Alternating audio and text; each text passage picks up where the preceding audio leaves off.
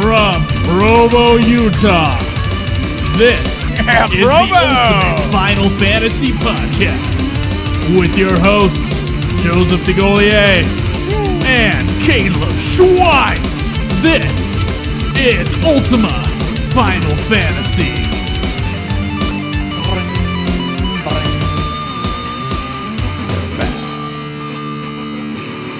Welcome to another episode of Ultima Final Fantasy, the Ultimate Final Fantasy Podcast. I am your host, Caleb. I'm your other host, Joe. And today we are going to be resurrecting, I would say, an old segment that's been getting a lot of requests lately. Mythical Origins of the Summons. This will be part 4 of that series. And I got to say, a lot more summons to go, so this is going to be a while. I did a lot of the ones that I thought were a little bit more fun, but the ones I chose today, Bahamut, Cockatrice, and Leviathan, surprisingly interesting. There's a lot of info on each of them. And speaking of cocks, we're going to be talking about that soon. Yeah, definitely. Before we get to that, Schweiss, how's it going in that old FF14 prison? It's it's a life sentence, it seems. And there is no getting off on parole for good conduct. It feels that way. No matter how many 14 hours of 14s we put in, it feels like it's never ending. It's kind of crazy, yeah. We got a lot done with those 14-hour marathons, but at the same time, it almost feels like we didn't, given the fact there's that still 30 quests to go. Yeah. Which someone could probably say, you could do that in a day. Like, yeah, we could probably do it if we did another 14 hours of 14, yes. Yeah, it's, I think I counted about like 22 quests left in the game. For me, it's going pretty well. I am on one of the later trials, and I'm kind of waiting for you to catch up to me. I've grabbed a bunch of ether currents and a couple zones. And you know what? The thing that really pisses me off, in our free company, our wonderful free company director, Judge Cloudprod, he has this like running tally of how many points we've earned throughout the month. And I'm still only 5 points ahead of you, and I've gotten crafting achievements taken care of. I've gotten achievements for the aetherite currents. I don't know what to do. What can I say? How are you getting so many achievement points I don't in know, this dude. fucking game? What are you doing? I was never looking for achievement points. That's bullshit. Dude, I don't understand how I'm 5 points ahead of you. If I get 5 points for each aetherite one, which I feel like it's 5, there might be some that don't give me any, and that might be the problem I'm running into, but if I get 5 for each one, I've done 2 since the beginning of the month, so I should be 10 points ahead of you, and I'm only fucking 5. I don't understand it.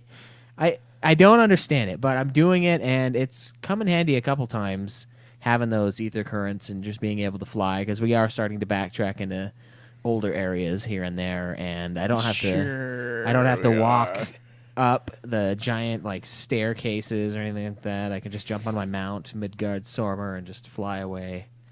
And it's pretty nice. Plus, it's like I walk everywhere personally. Yeah, just trying to lose some weight. Yeah, for sure. I think it's kind of a cool little thing, like pulling out your little compass and trying to find where the ether currents are. They're never really that hard, and if you can't really figure out where it's at, it's probably in an area that you can't get to yet, or like way above you. Almost right where you're at, but not quite. Yeah, the problem is, though, that it takes like 20 minutes per thing because the areas are so huge. And it takes a while, and then the true problem of the ether currents is the fact that the main story quests, give you some of the final ones. So, like, I don't actually get the ability to fly until I'm almost out of the area, if not out of the area.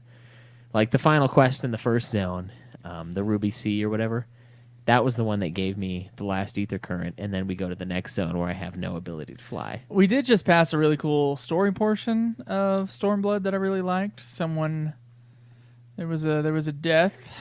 It was a really good part. Yeah, I was like, this is probably the most I felt for a character dying in this entire game. And he wasn't there for long. Harshafant was cool, but not like this guy. No.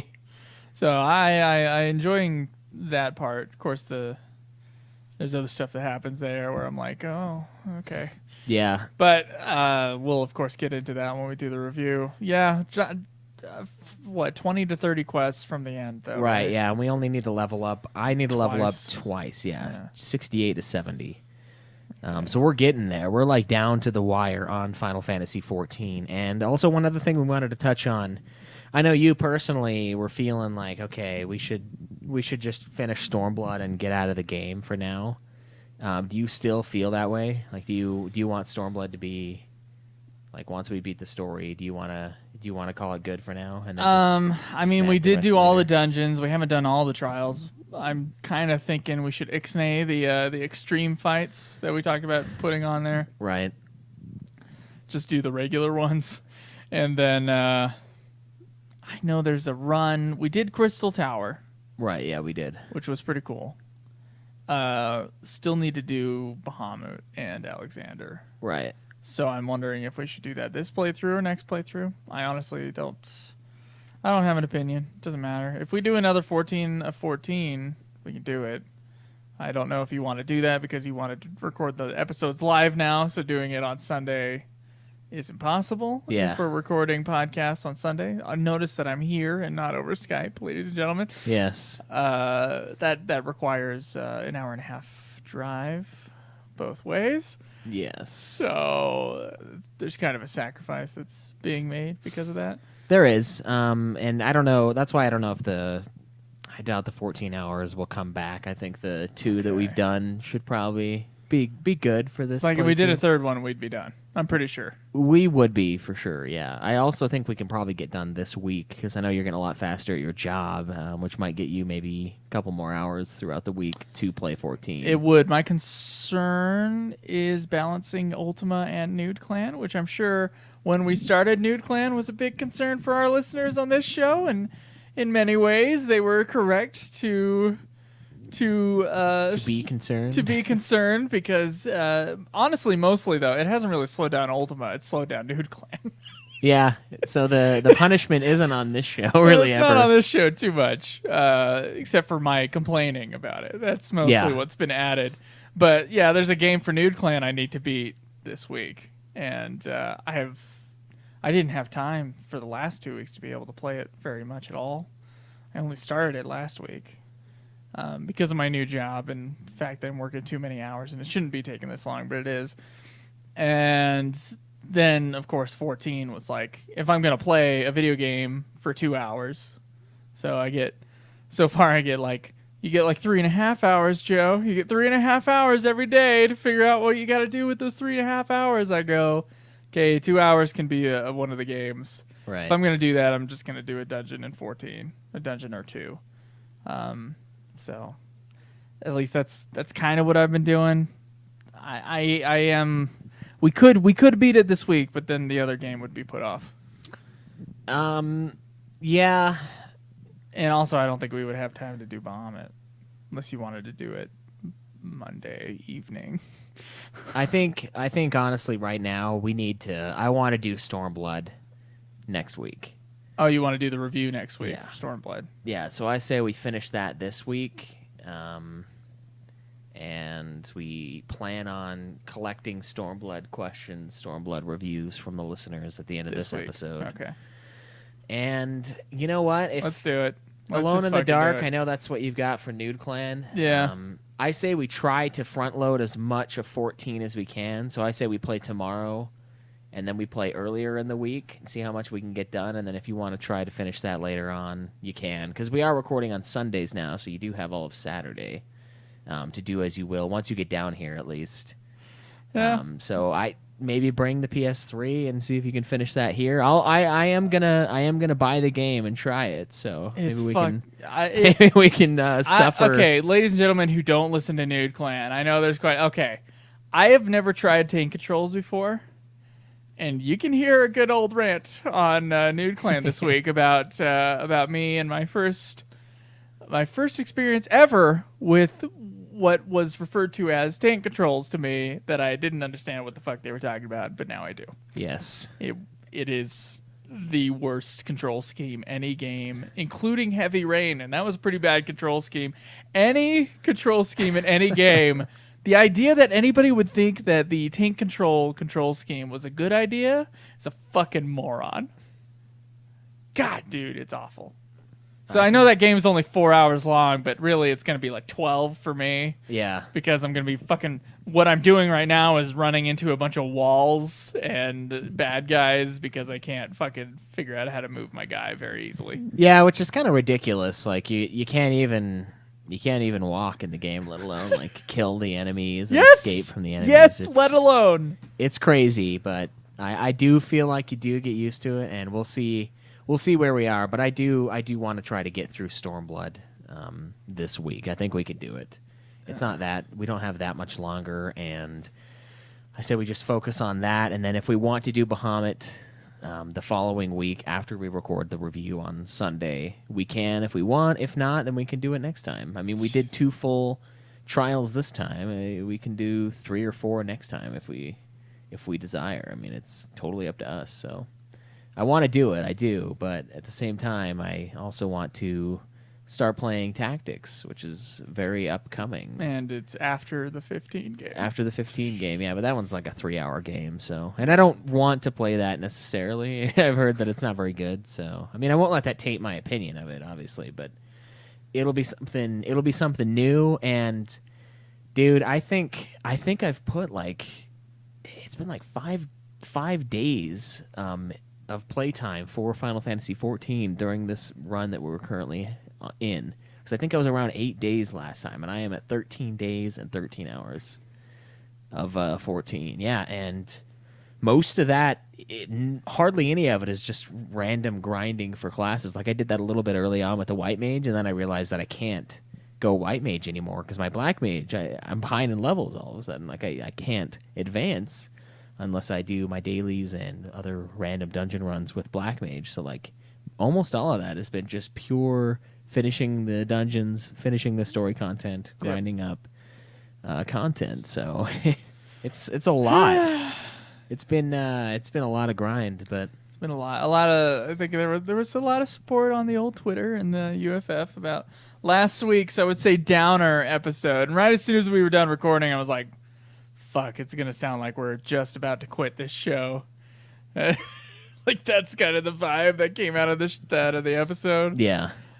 Which is not the case, guys. I really was just fucking tired from the day. Yeah. As well as like I'm sick of playing these MMOs, man. They're crazy. We got to move on. They're crazy. I mean, 11 took so much time. 14's taken so much time. And it's nuts because you think about like a game like Nier Automata, which is another upcoming Nude Clan game, and you think like, oh man, 23 hours. Whew, that's a decent chunk of time. And then you think about our 14 time, and it's like, no, it isn't.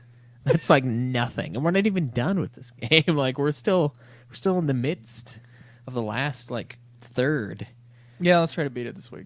That's a good idea. I totally agree. And speaking of last week's episode, we do have a question coming up later from Shinru. It's kind of like more of a statement sort of a deal, but kind of goes along with the theme of last week. So we'll definitely make sure to touch on that. So, you know. All right. So let's get our plugs out of the way, as well as some other things that plug. Yes. You can go to ultimafinalfantasy.com is where you can find everything. You can tweet me at Joseph DeGolier. Me at UFF Podcast. We have contact pages and stuff there, as well as our forums, which we encourage you to join, ask questions, submit news, submit things for other segments as well, like corrections and all that other shit. We love to use that as a thing to have our show revolve around, and so we appreciate when you do that. Please go to iTunes and leave us a review. We really appreciate that as well. Of course, you can support the show by going to ultimatefinalfantasy.com. There's on the side panel, you got a Patreon link that you can go to. There's PayPal link that if you want to donate to the show, you can use that. Then there's an Amazon link that you can click through. And when you do that, and let's say you bookmark your Amazon link, anything you buy through that link, we will get a small kickback for, and it doesn't cost you anything extra, and we just really appreciate it.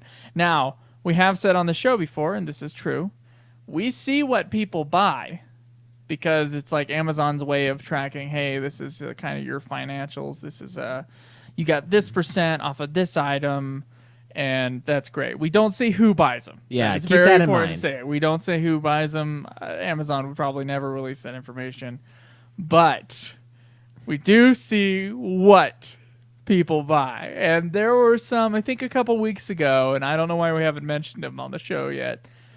There were some things that were bought on Amazon that I found and Schweiss found very compelling. Yes.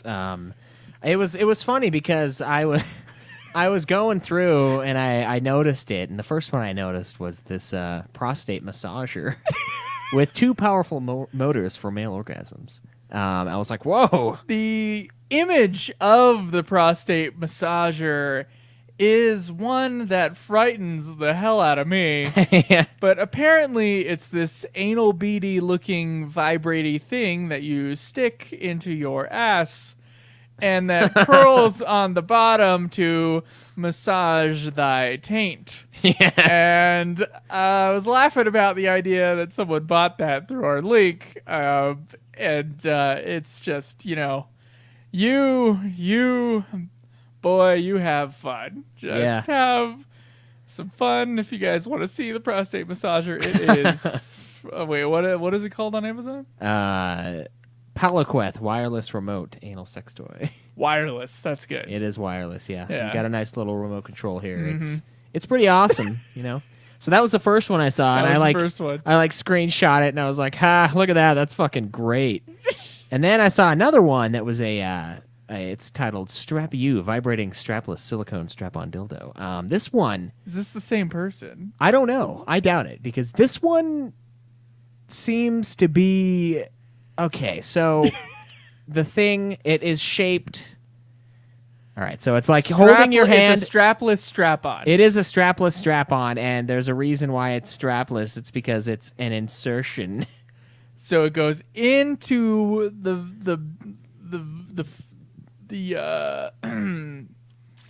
goes into the vaginal cavity. Yeah. And then you use it to then pound someone else's. It goes into the vag and cups up outside. Yeah. Some nice G-spot stimulation. And then protrudes its own phallus-shaped object out of which it also vibrates. Is that right? Yeah, of course. So it's both it's a her and her pleasure. I believe, unless it's a dude. Unless it's a dude who also, he's probably getting his prostate. I bet it's the same. Yeah, I don't know, man. I don't know. But I honestly, I applaud the creativity of making a strapless strap-on. That's genius in my book. Thinking about it, I'm like, why was that not the standard? Why is this not the one and the strap is just the dollar store version? Is there enough friction to hold it in?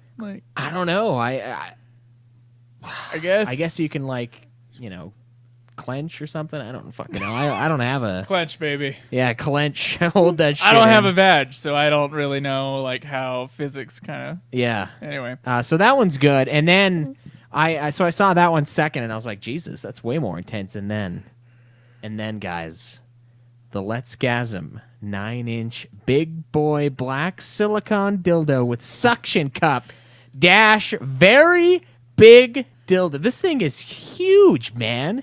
It's it's like my arm. I mean, we're talking 9 inches, and it's. Are you saying that because you bought it and you know?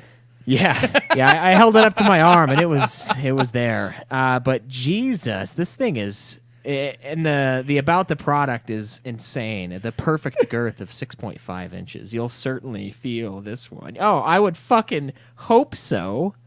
That's insane. So whoever satiated their sexual needs via our Amazon link, thank you very much. Thank you so much. We can't tell who bought, only what was bought. And I got a damn good laugh out of that at work when I saw it, because I was joking about the lesser ones that were You're looking at dildos at work? No, I didn't open it. I just read the description line, and I was like, Jesus Christ, is that? Oh my God. And I won't open it, but I knew what it was. So thank you very much. That's a great way to support the show. Buy all your sex toys via Amazon.com through our Ultima Final Fantasy link. We really appreciate that. Yeah, definitely solid. Definitely solid. Is it solid? I thought it was is it a rubbery kind of I would say it's definitely rubbery, but still solid at the same time. So like the best of both worlds, I suppose. If it was all one person, they really want to stick a lot of shit in their ass. Yeah, that is true. If it is all one, who can say? Who can say? But yeah, if we could see it, I definitely wouldn't keep my mouth shut about who bought it. That's the problem. It would be impossible. Yeah, so Amazon's really smart. It'd be like, thank God for that, right? Yeah. Thank God. Yeah. Anyway. So we do have a little bit of Final Fantasy news this week, so let's jump into that. News.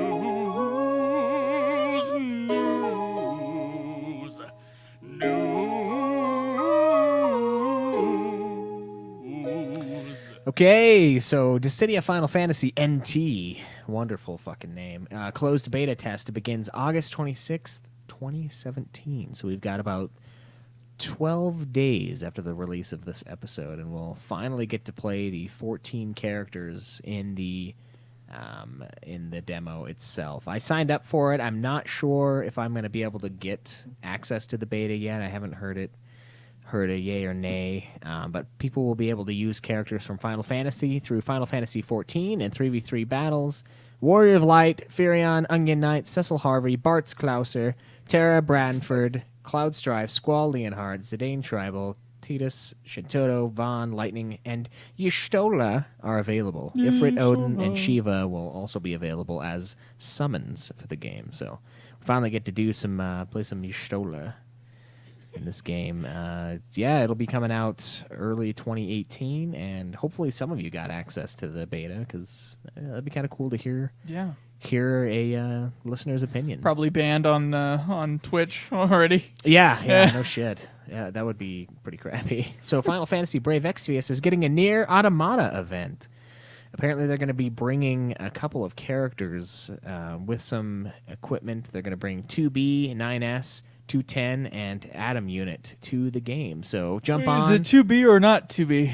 It's definitely 2B. So jump on and get those special summons with your daily tickets and whatnot. I've never gotten one from the events, but I also get on that game and then jump off immediately. I just can't stick with it. It's not as entertaining. I downloaded it, and that's as far as I got. Yeah. So Dissidia Final Fantasy on Arcade also adds Jecht from Final Fantasy X. Cry. I cannot wait for all the fatherly abuse, and I hope that the Jecht and Titus just emotional abuse too. Is excellent. Yeah. No physical. He doesn't even use physical attacks. It's all like mind games and shit. It's like that Psycho Mantis fight from Metal Gear Solid. What, are you gonna cry? Yeah, and he just does damage to you by just insulting you. So we of course got the new Final Fantasy 15 multiplayer expansion, Comrades, which features quite the extensive character customization and shit like that. I was thinking about playing it for the show, but then I thought about playing 14 for the show, and 14 beat it out. Oh. Yeah, we've got another piece of news that's pretty interesting, but I don't really want to get into it quite yet. I think we should probably save it for next time. It's a new comic series that features Hironobu Sakaguchi and FF programmers trying to rival the Dragon Quest game designers in their early days. The reason why I don't want to get into it now is because it's an actual comic strip. And wait, is this from Square or is this a fan thing? I bet it's a fan thing. I think it is a fan thing, yeah. Well, if it's a fan thing, it doesn't count. Keiichi Tanaka is the author of it. So it's like a war between the FF guys and Dragon Quest guys? Yeah, it's like documenting their... in comic book form? Yeah. Okay. It's kind of cool. I think I'd rather That's do cool an idea. episode on that instead of just reading the comic itself. Hopefully they come out with more so we can dive into it full on. That'd be kind of cool. Sure. Yeah, that sounds kind of cool. So Final Fantasy XIV's annual Moonfire Fair brings fun in the sun to Eorzea. We've got another little login thing. Oh, God. If you want to begin the event, you got to speak to the NPC Moyaru at X11.5, Y13.8 in Limsa Laminsa. Upper Decks, he's a short little guy with sea blue hair. You get a variety of rewards, which include gear, house furnishings, and more. So, But does it get me to level 70? you probably get some XP, so it helps. Some, yeah. But I don't know. I actually really dug doing those periodical. I did. quests. I liked getting the mounts for the Halloween one last time. Yeah, that was way cool, and the Christmas one was fun, and it's been kind of fun. You know, it would be more fun if I wasn't done with the game. But Final Fantasy XIV apparently has surpassed 10 million cumulative players worldwide, according to Square Enix. The announcement follows the release of Final Fantasy XIV Stormblood, which obviously expands the content with new jobs, increased level cap, and more to the main story and new lands. The 10 million players milestone coincides with the release of patch 4.06 and the start of the annual Moonfire Fair seasonal event. 10 million cumulative players worldwide. That's a lot of people playing that game. Since they started, or I don't know. Cumulative is a interesting word to use there. It is an interesting word because it could mean 10 million right now, or it could mean 10 million overall ever that have registered to play the game. Yeah. So if it's 10 million of a word. at all ever that have registered, that's still a lot of people, but not as impressive as 10 million playing it now. See, that's the problem with Square Enix's thing, because they do word things like that because it's not 10 million people all at once. Yeah, I think it's going to have to be, or else they would say 10 million active subs and be like, boom, suck it. We're making 149.9 million a month on fucking Final Fantasy 14. Because I've heard so many stats. We've had different stats come on the show. Yeah, throughout. We've had some that say there's 1 million players, some that say there's 500,000, some that say there's like 200,000, and then you could just go through our episodes and hear us go, oh, there was a new survey, and I think they're pumping. I don't think there's actually 10 million. There's not 10 million people playing at the same time right now. There have probably been 10 million since 1.0 came out. Yeah, which is still impressive. It's still the second biggest MMO. So the second biggest paid MMO. Paid MMO, yeah. Yeah. So they're still making money hand over fist, obviously, especially with chumps like me spending $200 on a collector's edition of a Stormblood. Just think, if you only had, it's $12.99, right, for subscription. So if you only had 400,000 people playing FF14, you're still making a fuckload of money. Yeah, it's a lot. Fuckload. And I don't think it would be that low. Per I month. think it's got to be at least 1 million or 2 million. So now, especially with the expansion being so brand new, people returning to the game that they've spent so much time grinding out gear each expansion to be top tier. So I have problems because we've had different ones and they've been all over the place. I don't believe any of them now. Yeah. I don't believe any of the statistics. And it's not that they're not true statistics. It's just they're put in a light that makes them very selective. Like it's still impressive. Yeah. It is, but they make it seem like it could be either really, really impressive or just kind of impressive. So, see, 11, you can look up how many people are on certain servers, and then you can know. Yeah, straight 11's up. I don't know if you can do that for 14. I have no idea. I've had no reason to even go into those menus. That's right. For 14, other than like a couple times I did some stuff with Asian Cajun, like cross server. I think we signed up for dailies or something like that together, which is a recent addition to the game, of course. But other than that, I don't even mess with that section of the menu. I'm like, nope, fuck that. See, I don't even know where that section of the menu is. So there you go. Yeah. It's registering for, I can't remember exactly what they call it. It's like a party finder, I think. Yeah. You can find people all over the place. Oh, okay. Set up your own private rooms and shit. Oh, that's play cool. your games. Yeah. It's nice. But that's all we got for news this time. There's a lot more than last time. Yeah, it was like nothing for news last time. It was quite a bit more than last time. Said that Joe is willing to quit the show right now. Yeah. I say we start talking about a couple of these Mythical Origins. Let's do it. Is anybody actually watching? Yeah, Jake was on. He said okay. more Stolas artwork. He's excited about that. Sweet. Ready? Yeah. Okay, so this time I have 3 summons from the Final Fantasy series. I've got Bahamut, obviously a widely recurring summon. We've got the Cockatrice, a summon from Final Fantasy XIV, and a beast in Final Fantasy XII. Is it probably. a big, black, 8-inch cockatrice? It definitely is. That's the one we're talking about today. And, of course, Leviathan, another well-known recurring summon throughout the series. So let's dive in with Bahamut. So Bahamut comes from Arabian mythology. He's apparently a giant fish that acts as a supporting layer of the earth. He's a giant fish? Yeah, fish. Not a dragon. Fish. I feel like we have talked about the Bahamut. It wasn't in any of the episode descriptions. Okay, that's interesting. I do remember one of them being a giant fish. I thought it might have. Maybe it was Leviathan. Could have been a giant fish as well. I think there are a couple that are giant fishes. Okay, so he's a giant fish that holds up the world? Yeah. So according to Zakariya al-Quazwini, which I just probably slaughtered. I'm so sure you said that correct. You know what? Actually, I feel like it was right. A 13th century Arabic astronomer, Earth is supported by an ox that stands on Bahamut who dwells in a cosmic ocean. So Bahamut is like 13th century astronomer yes. said that there's an ox somewhere where I can't see. Yes. That's being held up by Bahamut, who dwells in like some sort of like cosmic ocean.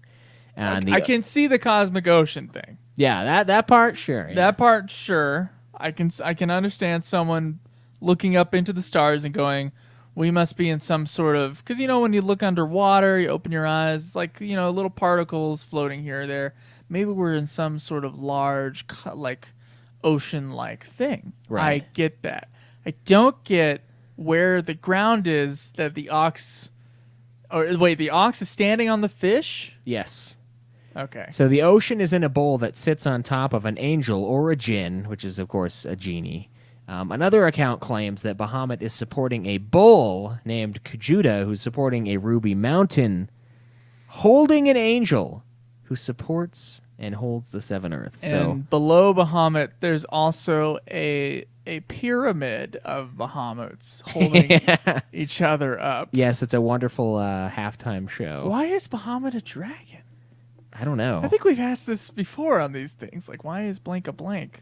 Yeah. That's interesting. So another version of the story accounts that Bahamut supports a bed of sand in which a bull rests upon, who has a rock on his back that holds the water in which Earth is located. So it kind of goes full circle with this version of the story with the whole cosmic ocean, because it's saying that Earth is in a pool of water that's being held up. Now, an astronomer.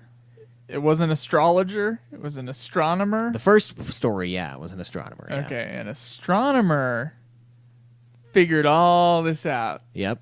Guys, the Earth is flat. Yeah. So an Argentinian writer named Jorge Luis Borges claims that Bahamut is the large fish that Jesus beholds in the 496th night of the 1001 Nights. In this version, he's a giant fish swimming in a vast ocean, carrying a bowl on its head, again, very similar, which bears a rock, and above the rock is an angel. Okay, so giant fish, bowl on head, has a rock on the back, and has that on that rock is an angel who carries the 7 stages of the earths. And beneath Bahamut is an 7 abyss. stages does sound interesting. 7 astral eras. We talked about the Janes in the Joseph Campbell episode. Yep, the sevens, the 7 earths does fit with Bahamut in 14 especially. That's interesting. Beneath Bahamut is an abyss of air, fire, and a serpent called Falak, or Falak, who is a... it's probably not phallic. Probably not. A serpent so great that only its fear of Allah's power keeps it from swallowing all creation. So that is the mythical origin of the summon Bahamut. Wow, that's interesting. There's a lot of things holding up the earth. Yeah, a lot of beasts and rocks and whatnot. Now, I wonder if this astronomer thought that the earth was... I'm just thinking about the astronomer because that's the only name we got in there. I wonder if he thought the Earth was flat. In 1300? It'd be 1200s, but... 1200s? Probably not. Yeah, I don't think so. I don't exactly remember when What's-His-Face claim that it wasn't, but I don't think it was that long, or it was longer ago than that. Well, there's been a lot of we learned incorrect things in elementary school about history and science. Yeah, that's true. Mostly having to do with like way before Columbus sailed the ocean blue, they knew the world was round. Yeah. Like way before. And it wasn't just the upper class citizens. It was, Yeah, so I think they would have definitely known by then, actually, yeah. So I'm wondering when I honestly don't know. I don't know when they knew. And I also didn't know Jesus was in 1001 Nights. Which I will read for Harvard Classics here. Yeah. Eventually, yeah. Well, I mean, the Jesus figure at the very least is certainly in there. I guess. Whether or not he's, I don't know. I haven't read it, but that is where Bahamut is cited. So that's interesting. Yeah. I didn't realize that he's not really so much of a dragon as he is a fish. Did they just take the Bahamut name because it's a cool name? Probably. I think this is a case of them taking it because it's cool sounding. Well, Bahamut is like a in some of the games he's this very, very strong presence. And, of course, the fish holding up the other things that hold up the world. Yeah, it makes him like a pillar of existence in a way. So, yeah, sure. And he is kind of the king of summons throughout the series. So they give him a well-deserved role. So thematically, it's kind of in that range. Yeah, and I feel like with Final Fantasy, a lot of times it's either a direct pullover or a thematic presence within the mythology itself. So someone's saying that in the 4th century BC, the Greeks knew the Earth was round. Yeah, the Greeks did, but it was. So that's interesting. It was also contested later on. Well, the Arabic people in the Middle East, I've heard that they had kind of a science-based society for a long time. They would have known, yeah. So sure. you would think that they would have known. I don't know my history in that area almost at all. In fact, now I feel so embarrassed by it. I think I'll be going on the great courses on Audible and probably downloading something in that region as far as history goes. All right. Yeah, that's interesting. All right, so now we're going to move on to the Cockatrice, the summon from Final Fantasy IV. Cock. Yeah. The Cockatrice is a mythical beast that's a two-legged dragon or serpent-like creature with a rooster's head. The name apparently derives from the medieval Latin calcatrix, which means tracker. I think calcatrix is It's like a drug. I guess cockatrice because it's a rooster. Yeah. Right? Mm-hmm. And a rooster is a cock. Yeah, it's like a dragon with a rooster's head, basically. That's what it is. Right. Have you ever seen like a drawing of one of those things? I saw one when I was looking this up. It doesn't look like any of the cockatrices I've seen in the series. Nope. Those look like giant. They look like really fat chickens. Now, the cockatrice was our first rant ever on this show, I'm pretty sure. Yeah. Talking about the cockatrice always fucking freezing you in FF2. Oh, you're right. They always turned you to stone, man. You know what? I think in FF2 they were dragon-like creatures, weren't they? They were like bird-looking things in that So one. they were kind of similar. I guess Cockatrice, they paste on that name on a few different creatures.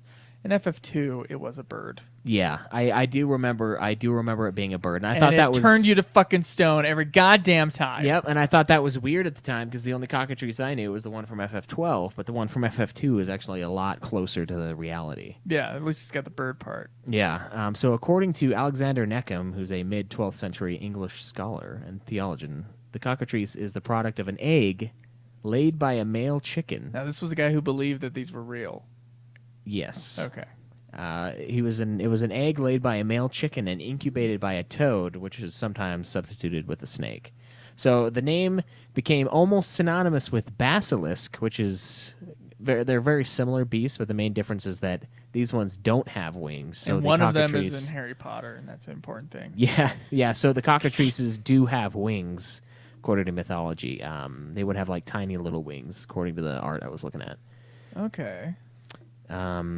The cockatrice is a pretty lethal creature. It has like multiple ways of killing you. Does it turn you to stone?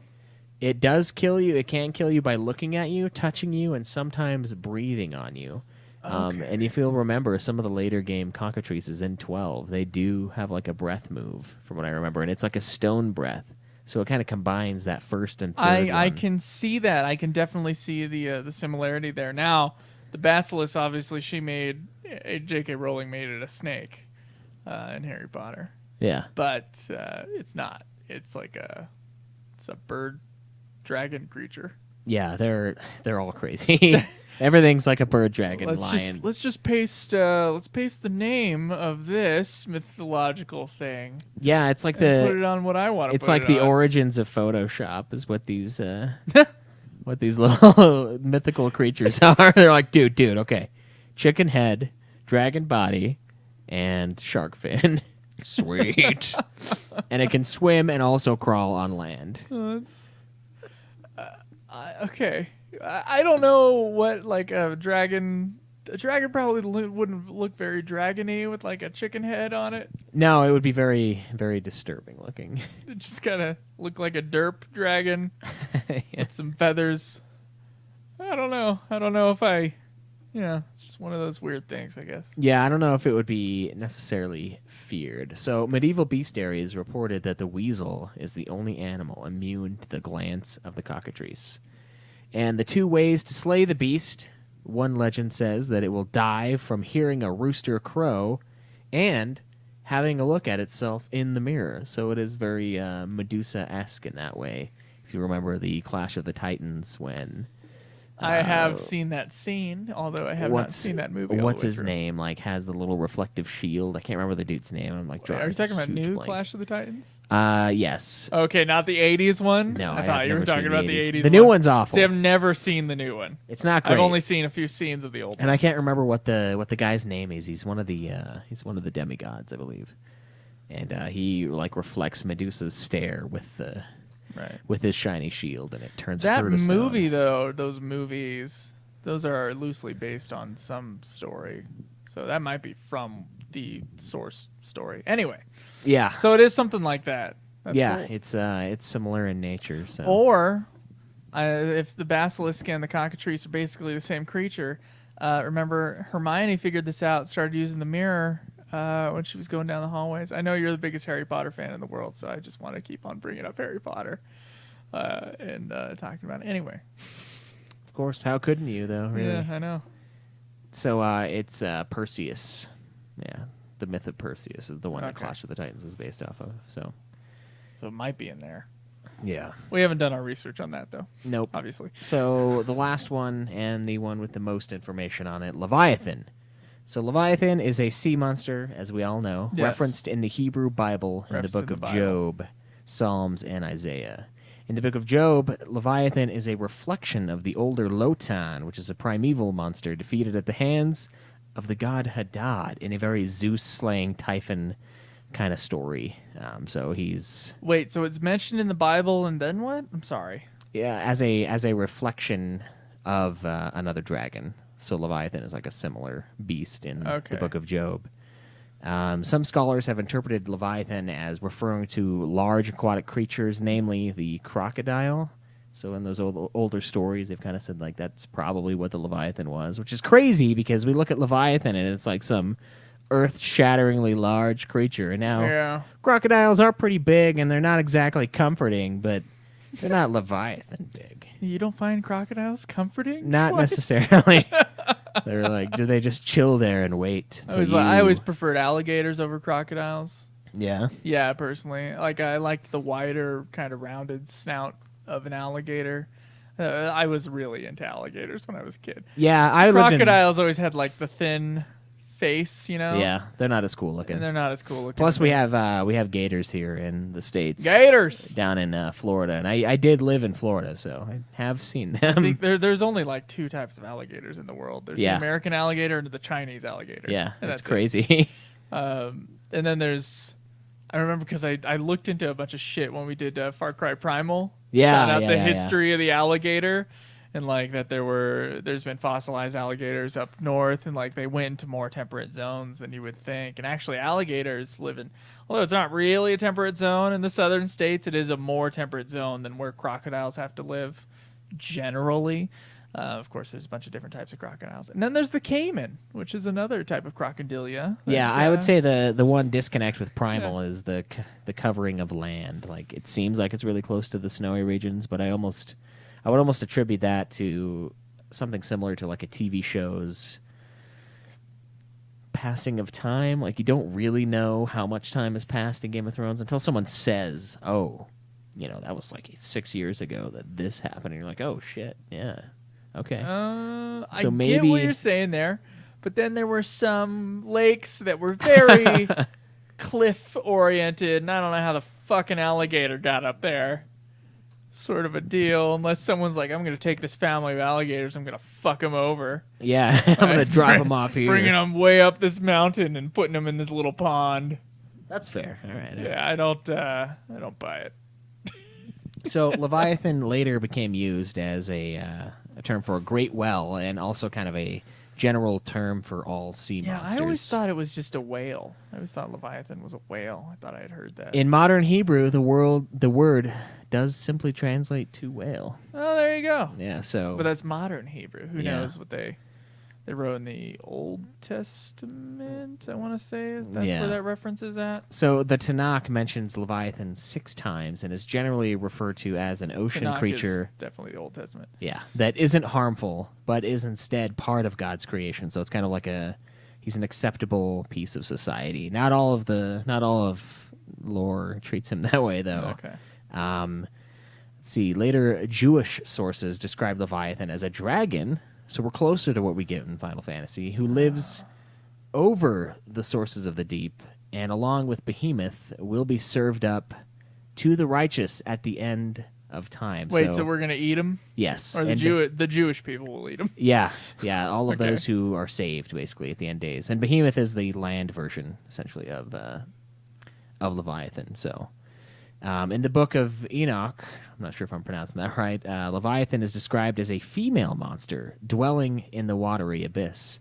When the Midrash, which is the explanation of the Tanakh, was being composed, it was believed that God originally produced a male and a female Leviathan, but in this version of the story, they ended up slaying the female to prevent the creature from destroying the world, and reserved her flesh for the banquet that will be given to the righteous upon the coming of the Messiah. So it's like a common theme that this Leviathan is like some real tender meat, and they're just holding on to this thing in the deep freeze. Where is that in Final Fantasy? I don't know. Leviathan is not tender at all. It is the dragon thing that kind of lords over water, though. Yes. That was in FF3. Yeah. And it has since then been a pattern. So at least one of those mythological sources, they did straight up take and put into Final Fantasy. Yeah, and Leviathan in Final Fantasy 15 is a female monster, so I think that one's closely related. I don't know if any of the other ones really. And it does lord over the sea. Yeah. That's cool. That's cool. That's cool that we get one that's at least somewhat accurate with the old tales. Yeah, it's kind of crazy. It gets very accurate with a sort of an alternative religion near the end. Okay. So in Christian mythology, Leviathan has come to be used as an image of Satan that endangers God's creatures and God's creation by threatening to eat them and upheaving the natural order, essentially. Is that in the Bible? It's described as a demon of envy and one of the 7 princes of hell, corresponding with the 7 deadly sins. Leviathan has often... so that's newer writings. I don't think that's... Okay. So Leviathan has become associated with the visual motif of the Hellmouth, who is a monstrous animal into whose mouth the damned appear at the last judgment. So that's like the abyss, essentially. Okay. Revised versions of the Bible have suggested that Leviathan may be a name for a crocodile and that Behemoth is more of a hippo kind of a deal. And young Earth Christian or creationists have identified these two as dinosaurs, essentially. So, like I said before, we started using... Young Earth creationists? Yes, young Earth creationists. Oh, those are the people who think that man and dinosaurs lived together for a little while? Before dinosaurs died off in that 6,000-year period? I'm not 100% sure that that's who they are, but I think they're the ones that... Okay. Oh, you know what? They might have been. They might be. I bet so. That's interesting. Yeah. So, like I said before, we started using Leviathan to refer to any sort of sea monster around the early 17th century. great whales, kraken, whatnot, and what have you. The Leviathan actually represents the element of water and the direction of west in the Satanic Bible, where he is also listed as one of the 4 crowned princes of hell. The direction of west? Yeah.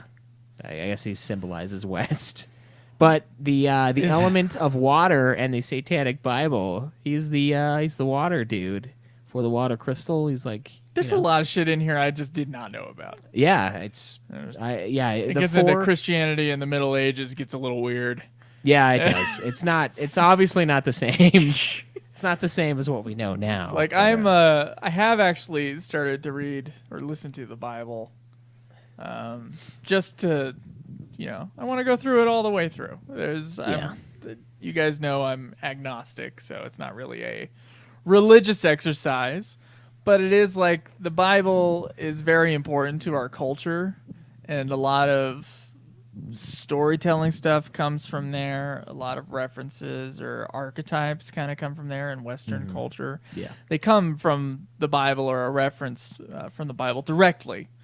And so I was just like, hey, I'm gonna actually slowly make my way through the Bible this year. It was one of my 52 books in 52 weeks. Slowly. I'm still in Genesis. Yeah, it's pretty boring. I think I do remember Leviathan being briefly mentioned as like a thing. That's all I remember. I don't remember it being like it's a dragon who lives in... No, that wasn't in anywhere in the Genesis that I remember. What I have noticed, though, Caleb, is in a historical context, you have these tales that are being told by Jewish people about how they own the land that they're on and how they created the Canaanites, or how the Canaanites were kind of created and how they're now enemies of the Jewish people. And it's very clear to me that there's a lot of tribalism going on. In a non-religious perspective, reading the Bible, that this is the tale of our tribe and why our tribe is better than the Canaanite tribe next to us that we're currently warring with. It's very interesting to read the Bible in that sort of non-spiritual context. Yeah. Yeah. It gets, in my opinion, it's actually way more interesting right now than it was when I went to Sunday school. Right. Yeah. Yeah, I never really got that far into it. I got really bored with the first bit. There's some chapters in there that are like, and he begat this, and they begat that, and you just lose track because you're like, that's way too many people. And then too many characters. Right now, I'm in the middle of Joseph is interpreting some dreams of the Pharaoh, I think. Yeah, ultimate high fantasy, man. Way too many named characters to tell you. That's right. It's ridiculous. It's kind of like that. But and then there were some things I was confused about. I've had to look up things. Like, there's a lot of stuff that is not discussed in a religious context whatsoever in the Bible. Like the stories that are, Joseph in the interpretation of dreams. Of course, people talk about that in church, but I don't know about like the son of Noah that saw his father's nakedness, and then Noah cursed him, and then that guy became the Canaanites, and then like that's not discussed. And no one knows, by the way, what the hell someone seeing their father's nakedness in. I have delved deep into the internet looking for like interpretations of whatever that means, and some people are like, well, it could mean he had sex with his own mother, which is disgusting. Could mean he saw his father having sex with his mother and then cursed him.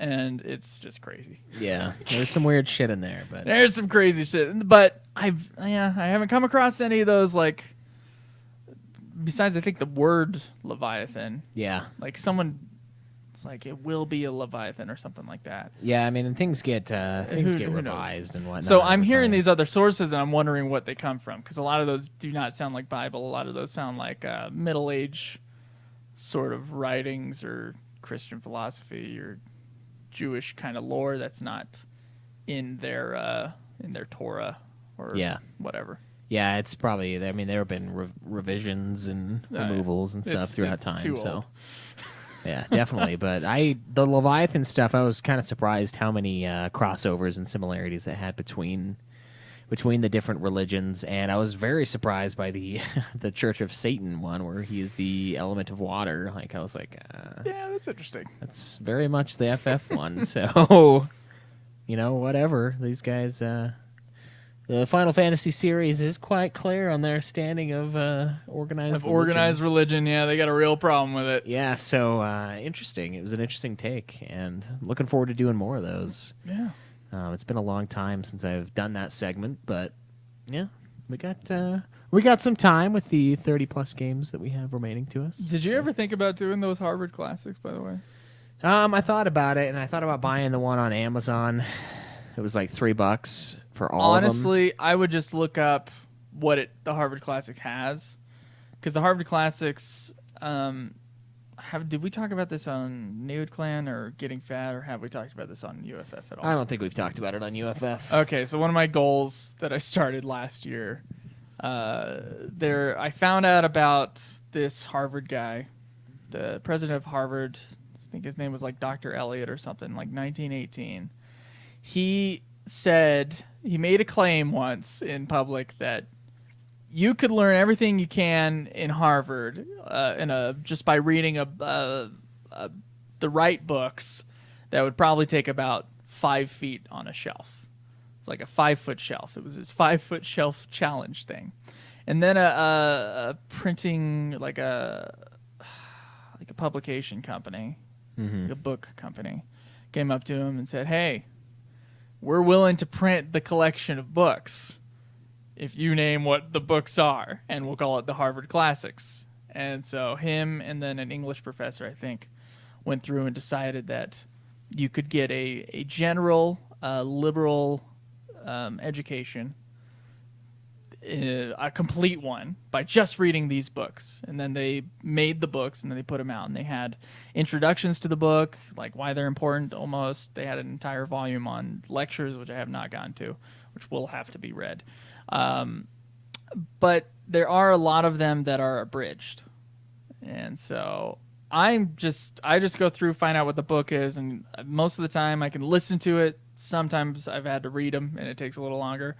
But I've just been going through the Harvard Classics like that. I decided at one point I will go through the Harvard Classics and have a Harvard education from 1918. Yeah, that's pretty sweet. So that was one of my goals. Now, one of the reasons I'm reading the Bible is that, like, it takes, I think the Harvard Classics included like 5 different books from the Bible, and I just said I'm just going to read the whole thing, and that's happened a few times. Like Ralph Waldo Emerson, he had a bunch of essays, and only a few of them were included in Harvard Classics, and I just said I'm just going to have all of them.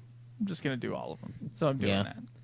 Yeah, I've thought about doing it. I don't know. So I get the unabridged Harvard Classics. The one problem is that the things I've seen is they have been abridged versions, and like there are some reviews saying that there are like portions of it that are completely cut out, and yeah, they are. But that's by design. They had to fit it in that kind of range.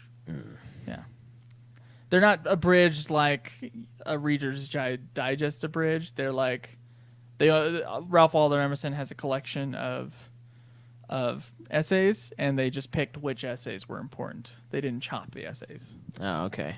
All right. Does that make sense? Yeah, there were some things that it seemed like they were taken out because of like religious sensitivity and whatnot. Like some stuff in the Quran.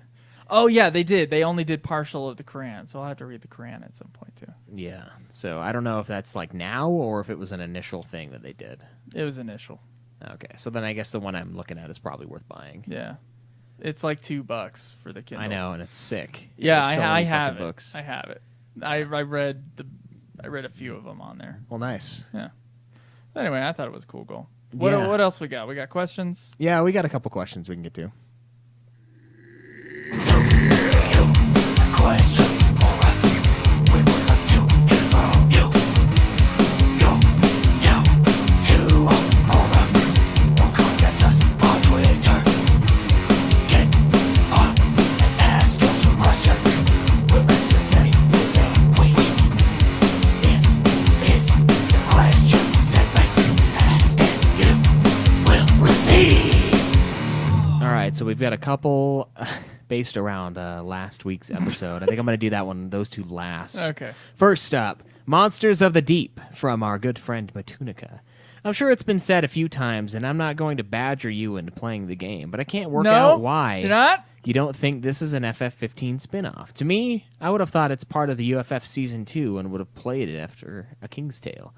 I know you would need a VR set and all that, but it's not a mobile game, so why isn't it not a spin-off? Thanks, guys. Hashtag Craig's Appreciation Society. Hashtag FF10 blows. Okay. Bold statements. Bold statements. It's not a good way to get somebody to do something you like or you want them to do. It'd be like, oh, by the way, Craig's right, 10 sucks.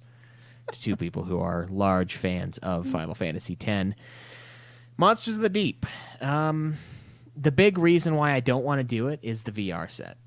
That's like the biggest thing. And secondly, it's kind of a bullshit game, honestly. It's not mobile, you're right. And it does require us to get a VR set, but it doesn't seem like it's a true game. Now maybe at some point we pick up a VR set and we might review it sometime down the road. But honestly, do you have any interest in playing Monsters of the Deep? My thing is I'm still confused, and no one has clarified this to the point where I'm comfortable with it.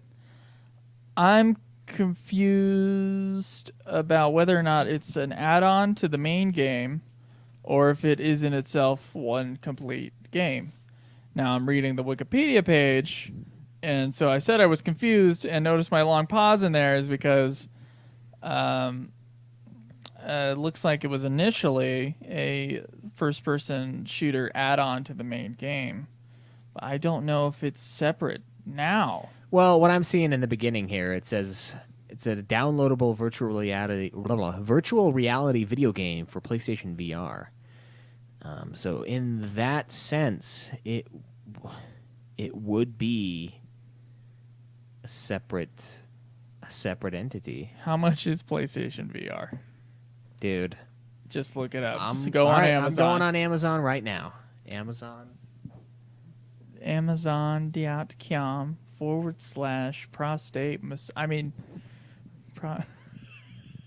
Big black. PlayStation VR. Oh, this includes everything. Well, there's a launch bundle, but that's $500. Okay. The PlayStation VR headset is on sale for $349. Just the headset? Yes. I thought PlayStation VR you had to have a. Did you have to have the HD PlayStation or whatever it is, the PlayStation bullshit? What are the requirements for the PlayStation VR? Real-time research. It just says PlayStation 4 system, so it's plug and play with PS4. You don't need a fancy PlayStation 4 Plus, as far as I can tell. So if we spent $350, we could get this PlayStation VR headset, and we would use it for the clan, I'm sure, and for other things that we will not mention on this show. We will get our money's worth, Guys, one way or another. Guys, clear out.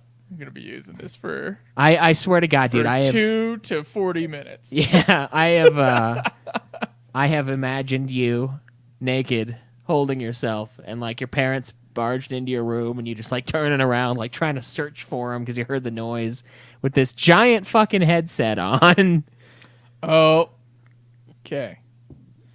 The game was not given a new release date after the main game's delay to November 29, 2016, but is still currently planned to be released as a free DLC for the main game sometime after its re-release. Oh, fuck. I'm also seeing later. I'm also seeing that later was re-revealed. Fuck you, Wikipedia, and your shitty wording. E3 2017, and is set for release in September. Rather than a downloadable content, the game is a standalone project that can be played without needing to own Final Fantasy 15 itself. That fucking qualifies. Fuck! Okay. I don't want to play it! We'll play it, though. We got the money. We do. That's fine. We're loaded. It's tremendous. No New York trip. No New York trip. Yeah, this is, you know what? Guys. So us not going to New York later this year. Well, thanks to that only fucking Matunica. We would have gone out there. We would have hung out. Night Mist says, or it can disappear like the Prompto VR game. That's true. That's true. I guess we'll find out. We'll have to wait till it's released before. I think it is. It not? Is it? Oh, it said September. Yeah, it's not September yet. Dude, I can't believe that thing isn't out. E3 was No, I guess that was only... Jesus, that was only in June. Okay. It feels like a lifetime ago that I saw that thing, and I was like, motherfucker. Q3 of 2017. Now, the answer to the second part of your question, though, Matunica, is why are we not playing that after A King's Tale? It's because we're not going to be here after A King's Tale. We're going to review Stormblood next week, and then the week after we're going to review King's Tale because it's a 20-minute game, and then we are fucking gone. But we will come back to Monster of the Deep. It's technically... God damn it, dude. We technically have to without the killer. It's like the Wikipedia page. It depends. It depends on if it is actually a standalone. Yeah, they said it was going to be, though. And if it is completely... As far as I can tell, the Wikipedia is bipolar on this issue. It is. I feel like Matunica is watching the stream and he just went in and edited it at the very end. Yeah. And I was like, wait a second. Hold on. New updates. I don't like that, man. God damn it. Well, it will be our first... It's mostly that we have to get that fucking PlayStation overpriced VR thing. Yeah. It's horrible, dude. Yeah. Thanks, Patreon. Yeah, thank you guys for your support in our PlayStation VR headset that we will buy. It'll at least be different, I guess. It'll be an awkward thing to play after Final Fantasy Tactics. It's just like Tactics, Monster of the Deep, Tactics Advance. That's fine. But did 15 in the middle of the. That's true. Shit. So I guess there we go. Monster of the Deep will be played. So long as it is actually separate. Yeah, as long as it's separate. And we're not going to buy that VR until that we're sure. Yeah, for sure. Otherwise, it's a waste of money. It could be, yeah. Although it would be nice to have some VR equipment amongst the shows, just to play around with stuff. I don't know. Okay. Have some VR games. See how that goes. All right. So another one, we got an email actually from our old-time listener, Robert Molt. He's been around for a while now. He said, "Good morning. Memories of Final Fantasy are important to fans. However, you guys yourself are now part of what defines FF Memories because of the quality of your work. I recently visited an old gym I used to frequent when I first started listening to your podcast. I had lots of pleasant memories being there, recalling my first memories of laughing at how great your podcast is. I remember where I was the first time I listened to review episodes for the first time. I just thought you should know that you yourselves have added to what the FF experience is. This is, of course, following a very depressing, sad fuck episode of last week, where, honestly, guys, the biggest problem was our lack of sleep. We were recording that thing at like 11 at night. It was ridiculous. So a lot of that has been remedied today by recording earlier for both shows. That's true. Also recording in person. I think that helps. We got another one from Shinru. He says, "Don't worry, guys. Shinru calms." Wait, was that a question or just a comment? That was a comment from Robert. Oh, thanks, Robert. Yeah, Appreciate so it. this one's, "Don't worry, guys. Shinru calms and assures the UFF hosts." So very, very soothing here. Last episode was a bit of a downer. Okay, not really, but I did hear your worries loud and clear. I'm just here to say that as someone that has beaten most of the upcoming games you will be playing... Which is crazy to me, Shinru. That's Yes. a lot of fucking games. You have nothing to worry about. Most of the games you have played so far are actually the longest games you will play, aside from stuff like Tactics, which is one of the upcoming, Bravely Default, Xenogears, and Chrono Trigger. The rest of the games that you guys need to play are mostly 10 to 15-hour games or 25 to 30-hour games. You're going to be breezing through the Crystal Chronicle games, probably. You can easily get through those in a week or two, plus many of them are multiplayer, so you can play together to beat it even faster, if we can find time. Also, a lot of the upcoming games are very different. so you won't feel like you're playing the same RPG over and over, but they offer really cool different mechanics and stuff. And you have a lot of portable/handheld games, which are easy to finish since you can bring them with you and play 15 minutes here and there whenever you have free time. Don't worry, I actually think you can beat the remainder of your games in 1 to 2 years since they aren't too long like the FF main games and sequels/prequels. Hope that helped. On this one, Fruff also came back and said, I felt their frustration. They put a lot of pressure on themselves to put out weekly content. They could easily just play the games and only put out review episodes, but I know they care about their listeners, so they would never do that. To be completely honest... Never do that? To be completely honest, and this isn't meant to be negative, but the episodes have taken a bit of a dip in quality recently. Dare you. You can tell that Joe is burnt out and that they are both exhausted. Life, multiple podcasts, work, etc. takes its toll, I'm sure. I think this episode was good. It was a bit of show therapy, and I expect the episodes to be much better going forward. A lot of truth in the exhausted portion of that, and most of it's not even about the live for the multiple podcasts. I think most of it is literally the time we recorded last week. It was just brutal. I was so tired. Last week, the week before wasn't great as far as time. Yeah, it's just doing the shows remotely. We still haven't figured out like the right way to record when we're on opposite ends of the earth. Yeah, not of the earth, but opposite ends of the Wasatch Front.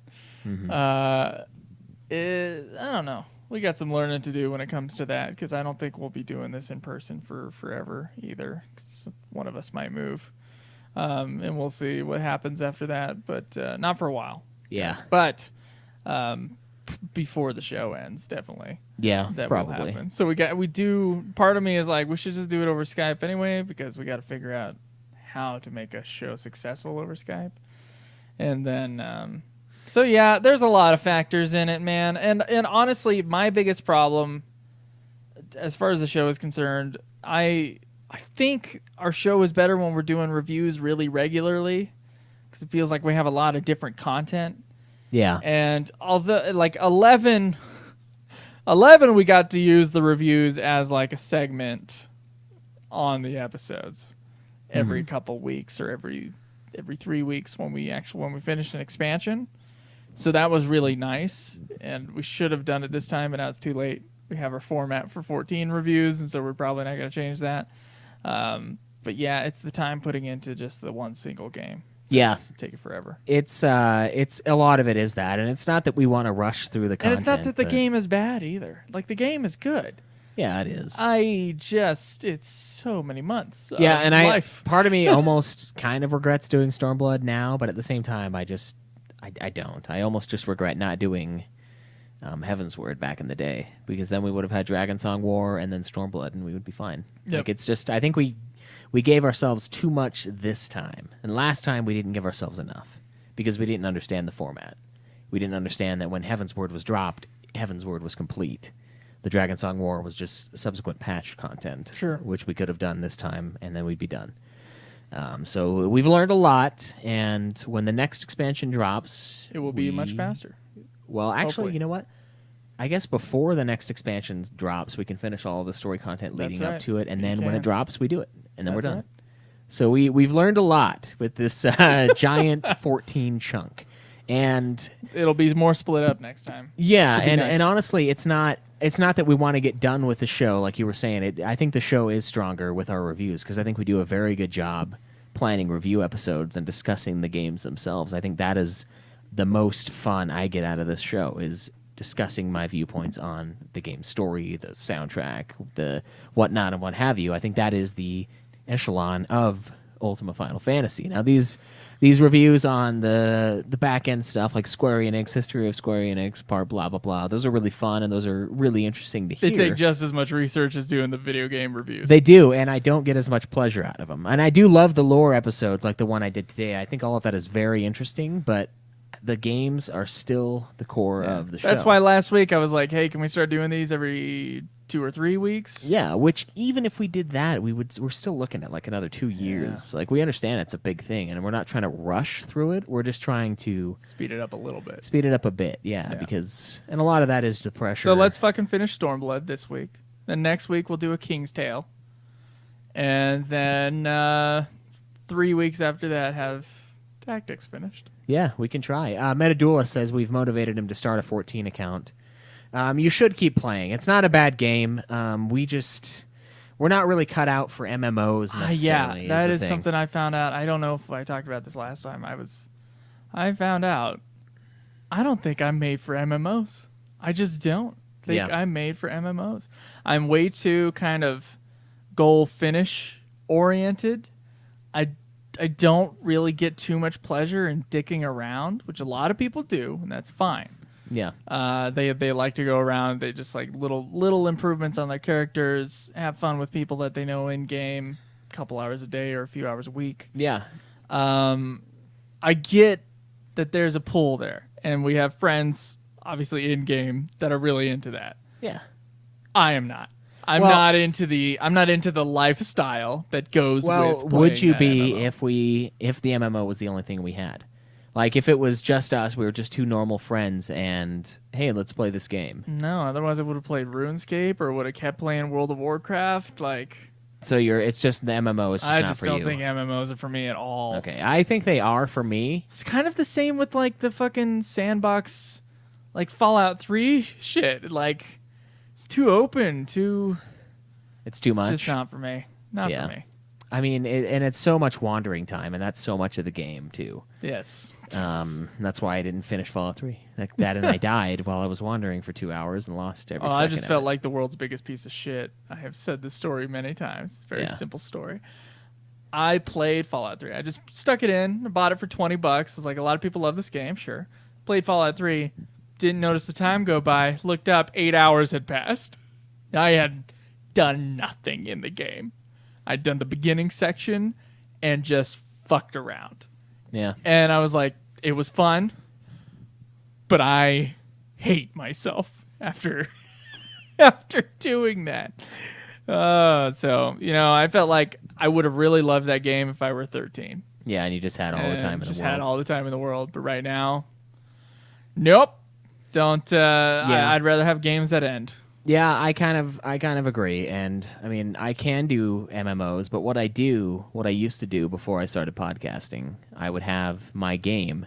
I would have the game that I play for a little while. I would be like, okay, I'm really into League of Legends right now. So we would all get on and we would play League of Legends.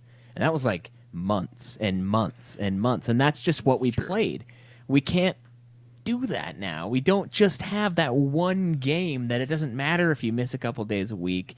I guess because we have multiple games. I did treat League of Legends like an MMO. Yeah, we played the shit out of that thing. I created a new account at level 1, and I ended up using that one going forward when I got it up to level 30. I doubled down on my game progression just to start a new account with you and Caleb. And that was our thing. But we don't have that anymore. That doesn't exist. We don't have that game that we just go to when we want to play a game. That's true. Like, there's nights where you want to watch a movie. There's nights where you just want to go to bed early because you're fucking old now. And there's nights where you want to play a game, and that would be what we would do. We would play League. We would all jump on, hey, you're going to get on League tonight. Like, we'd play League. We don't have that anymore with the shows. I wasn't employed back then, so I could actually just hop on after school. And it was just whatever. It was just whatever. Yeah. It's not a bad thing. It's not like... Nude Clan is getting in the way. I wasn't employed and I wasn't trying to find a job either. It was just, you were cool I was with just going to school. And I guess that's kind of the perfect time to be doing stuff like that. Yeah, but right now we don't have the game that we just go back to because we have other things coming up, which is great. We get new experiences. I wanted that to be Call of Duty Advanced Warfare, but the online experience turned out to be really shitty with that. Yeah. Yeah. Yeah, so it's... You got to find something. It exists, and we... for me, it's like a thing that I did, but like when I played Guild Wars 2, I played it for a couple months, and then I stopped playing it, and I've never picked it up again. Like, I had my fun with it, but it was my game. ESO was my game. That was the game that I played. And that kind of a thing is just not, it's not practical in any way nowadays for us. It just isn't. Is it just because we're doing a podcast where we're reviewing video games? I think it's because we're doing 2 podcasts reviewing video games. Yeah, Yeah. we don't have those side games anymore, which isn't a bad thing. I mean, at least with this, we're getting new experiences. I mean, hey, you might hate the tank controls, but you have now experienced tank controls. Whereas if we just don't had, even fucking bring up tank controls. if we just had like Just our fuck that. our FF review and then a random big game that we all played together, it would be totally different. So yeah, I don't know. I think I am the type, but I think that it has to be done differently than it's being done for us, and we're doing it in a really weird way. And I think that's why. I never played League of Legends unless I was playing with you guys, though. That is a difference. Yeah, and I totally would. Yeah, you would. So you are kind of that guy. Yeah. Yeah, you enjoy your time in the game. I enjoy beating it. Yeah. And I'll enjoy my time in the game while I'm beating it. So it's just different. I can't play the same game for forever. Just can't. What is going on? Oh, Stola said, LOL, the image. Yeah, we decided to use it. Needed some space filler in the Twitch stream. Oh, our next season's logo? I believe so, yes. You believe so? Yeah. Yeah, have we not? I thought we decided on that like forever ago. We did, but then we got some other stuff, and I'm not so sure. Got some other good logo. Well, next season's going to be short anyway. It's going to be, tactics heavy, and there are some tactics things in there. Oh, are there really? Yeah. Oh, fuck. That's why I'm not sure. I really love this Such one. a good I logo. love this one a lot, but there are others that are fitting. So I don't know. We'll figure it out. But yeah. So it's just not practical. Is the big thing for me, and it's nice to move on. And there are so many. Tactics is quoted as one of the best Final Fantasies in the series, and it's like right there. It's just right there. I just want to get to it. It's all shit from here on till Chrono Trigger, right? Yeah. The show just goes completely downhill because we hate all the games that we play from now until the final game. Yeah. Oh, well, you got some Kingdom Hearts in there. You're gonna like those. Yeah. Some people are saying it doesn't really belong on the list. You are kind of correct, but I completely disagree because they brought up Chocobo Dungeon. And they said that, they're called Final Fantasy here. Well, they weren't called Final Fantasy in the beginning in Japan. Right. That's why we didn't put them on and the list. I feel like a Chocobo, a beast from the series that was ripped off of a candy ad, has less place in the series than the main story, main characters, and the main villains that are brought into Kingdom Hearts. That's Kingdom true. Hearts is way more Final Fantasy than Chocobo Dungeon. It's a bird that they stole from a fucking ad. It even says Quay in the fucking ad. It does. They stole it. Doesn't count. Total bullshit. It's a cruel comparison that shouldn't have been posted on that damn forum. Yeah, Cloud is actually in Kingdom Hearts. Yeah. With lines. Squall is in Kingdom Hearts. Exactly. It's half Final Fantasy, half Disney. Yep. So I do think that Kingdom Hearts fits more than Chocobo. Anything fits. Yeah, and maybe we'll do some of those on Nude Clan. Who knows? Yeah, maybe. And that's the thing is like actually no. Yeah. Well, I'm sorry, Schweiss. I'm not gonna nominate. Well, you might not nominate it, but don't fucking say that. Kind of stuff the out same loud. thing happened with Parasite Eve. Remember they wanted us to play Parasite Eve for Ultima, and I was like, nope. And then we did it for Nude Clan. Well, it's because it's not a fucking Final Fantasy game. No, it isn't. And it was based on a book, and it was a concept. Some of the ideas were concepts for FF7, but it was too loose. It was way looser than the Xenogears. Yeah, that was a straight up. Yeah, that was a story that was submitted for Final Fantasy VII. Yeah. Rather than just bits and pieces that some of it did carry over with the Genova stuff. Most of it was scrapped from Parasite Eve, so a little bit different. But yeah. Sure. Okay, well, is that all our questions? Yeah, it's all of them for today. Okay. I guess our question from us to you, which gotta do the jingle for.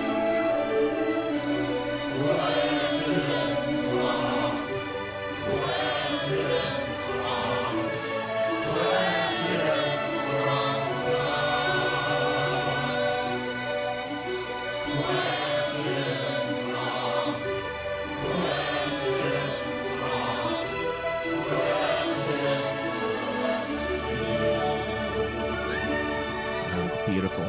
So this week's question from us to you, the standard, give us your Stormblood reviews, give us your Stormblood questions. Let us know what you think. Like, where does it compare amongst all the other Final Fantasy XIV content? I mean, We've got rank the expansions. Rank the expansions. Yeah, why not? Let us know what you Do it. thought of the most recent one. I hope we get a little more activity on this one because it is a very recent play, and a lot of the listeners do play 14. So jump on there. You can answer that question on the forums. Or, of course, you can give us a call at 385-204-3921. That's 385-204-3921. I think I have a question on there that we haven't answered yet, and we'll get to it. But I'll definitely answer all of the voice questions. I actually next prefer week. the voice questions, to be honest. I do too. I just forget to open Skype. That's the problem. Yeah, that's true. Yeah, and if we get them like intermittently throughout the week, so yeah. But yeah, please use the phone line. We're paying for it, so please God. Yeah, I'd like to hear your voice. Yeah, we do. It's Anyway, it's cool. You can tweet me at Joseph DeGolier. Me at UFF Podcast. Everything, forums, all that stuff. Ways to support the show can be found at ultimafinalfantasy.com. Feel free to click through our Amazon link and buy yourself a big black cock. Yes, please do. Yeah, I guess till next time, guys, please answer the question from us to you and enjoy the grind. This has been another production of Ultima Final Fantasy, the Ultimate Final Fantasy Podcast. The show was produced by Joseph DeGolier and Caleb Schweiss, with music and editing by Joseph DeGolier, parodies and clips from their respective authors, of course. You can get all of our episodes as well as our Let's Plays at ultimafinalfantasy.com. You can also contact us on Twitter at UFF Podcast, as well as our contact page on our website. Be sure to subscribe and review our podcast. Your reviews may get read on the show, and look forward to the next episode of Ultima Final Fantasy, the Ultimate Final Fantasy Podcast.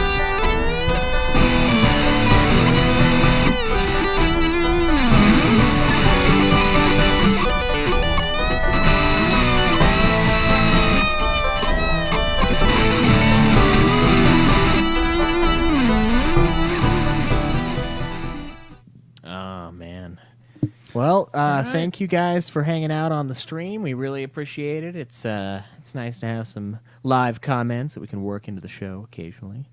Thank you for hanging out with us, and we're gonna get on Final Fantasy 14 on Monday, at least for a couple hours, and try to do some story grinding.